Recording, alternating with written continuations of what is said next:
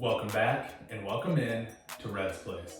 Today we're doing another Good News Thursday. Got 3 stories coming your way, and as always when we do this segment, it's just 2 to 3 or 4, whatever I have that day, of good news stories, just because I feel like there's so much bad news out there, or so much shitty things to look at, that it's good to hear some good news every once in a while, and sometimes it's hard to find where the good news is. So 3 stories coming your way, and all 3 stories, I'll have the links in the description for you. So the first story today is on today.com, and it is great-grandmother earns a college degree at 78. And Vivian Cunningham is a great-grandmother of 3, and she earned her undergraduate degree in liberal arts studies at Stanford University at age 78.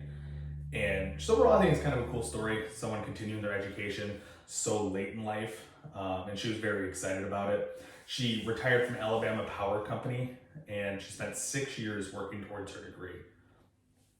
And it's kind of inspired a lot of her friends and other family members to potentially pursue degrees as well. She says, my friends have called and told me that it's motivated them. And some of the young ones in my family too. They say if I can do it, they can do it. And 2 weeks after her graduation, she was surprised, and Samford offered her a scholarship to pursue her master's degree whenever she decides to do that. And then they also established the Vivian Cunningham Leadership Scholarship to honor her legacy and inspire future generations. And just overall, I think it's a pretty cool story. And she said her son and daughter were behind her the whole time, just trying to support her. Said she wanted to quit at times, but they were behind me 100%.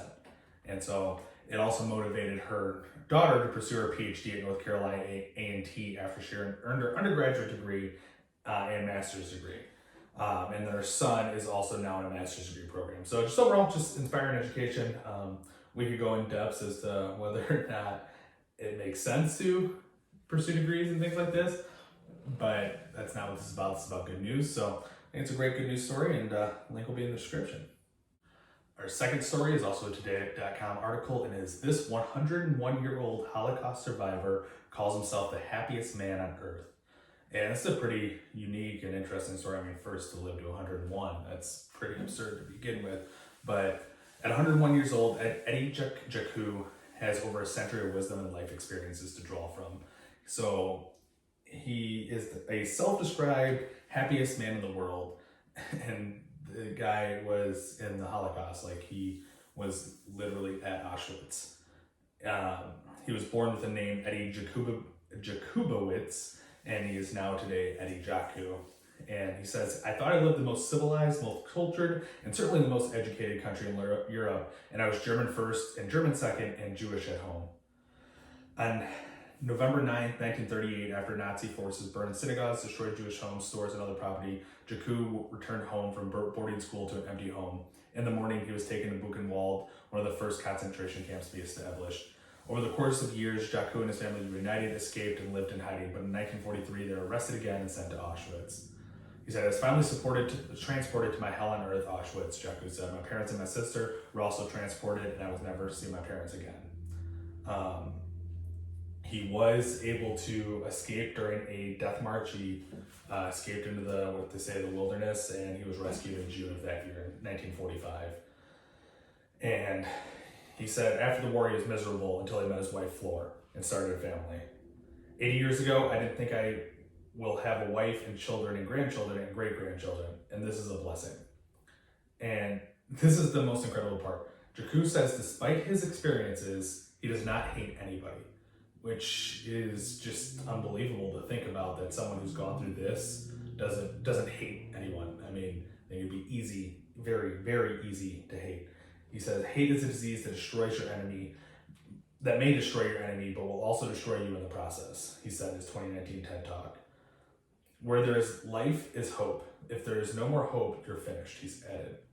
So, this guy has gone through, obviously, incredible experiences across the course of the last 100 years, and he's come out the other side, and he says he's very happy, doesn't hate anybody, and clearly is just enjoying life. And I think that's kind of, it's almost miraculous to a certain extent when you look around at the world right now. I mean, I'm doing a YouTube video about good news because there's so much bad news out there. There's so much hate in the world, yet this man who experienced what he did in a concentration camp does not hate anybody. He says he just doesn't see a reason to hate. And I just think this is a pretty cool story. So you can kind of take a look at it. Link is in the description for this one as well.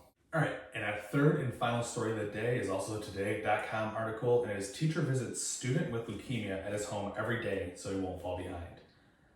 This is a story about Barb Heim, who is a teacher, a first grade teacher at Canoe Valley Elementary School in Canoeville, Pennsylvania, and she's been there for 35 years. And she has a student who has been diagnosed with leukemia and is getting treatment for it. And he is basically learning remote, but from a hospital, so it's very difficult. So she takes a visit to him on a daily basis and helps teach him and get him caught up. She makes a 20-minute drive out to him and gets him caught up on what he needs to learn. And I just think she's going well above and beyond her duties as a teacher, a educator. I mean, it just really shows that she cares.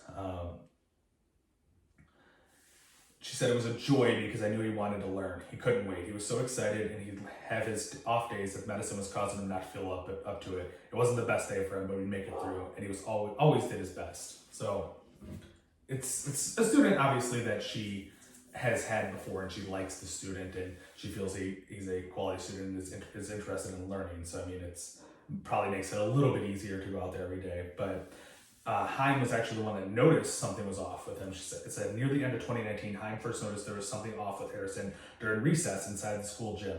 Instead of being active, he would turn pale and have to sit down while the other kids were playing.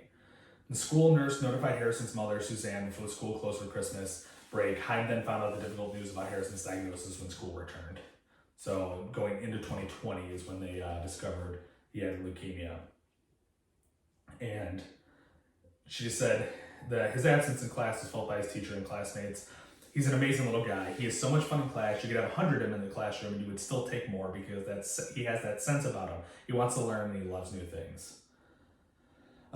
So, you know, he learns via Zoom like many students did over the course of the pandemic, but there's still things that were lacking and they're now back in person. And since they've been back in person, she's now, you know, started doing the visits and going out to see him. And I don't know, I just think it's a cool story.